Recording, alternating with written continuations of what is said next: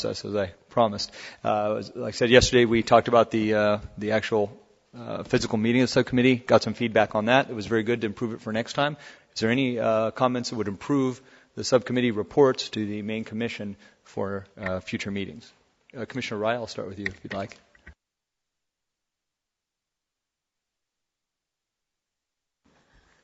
Thank you. I guess all I did was sort of identify what I saw as a problem. I haven't come up with a solution. I think, again, maybe this new system of having the liaisons is the answer, because that will enable us to have some connection beforehand. The reporting process was great. I mean, and I think the hearing process was extremely valuable. It was just when we got to those individual reports, the difficulty was to connect the dots. And I think that suggestion, is probably going to test out well. Commissioner Filkensweiber.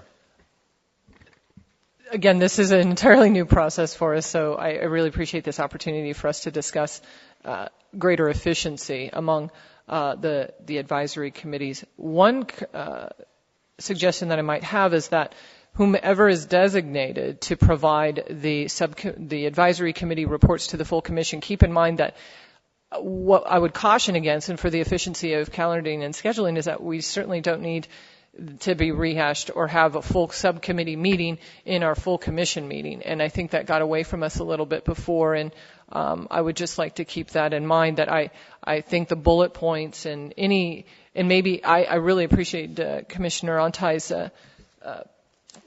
paper that he had at the bottom of one of your handouts about these are the things that I'm going to ask in my subcommittee that the commission fully consider. I mean, being briefed about things are one thing, but I really like to see bullet points in the report from the reporting advisory chair as to what action you wish the full commission to take, in addition to simply being informed, and that it would be concise so that we're not putting on a subcommittee meeting again before the full commission.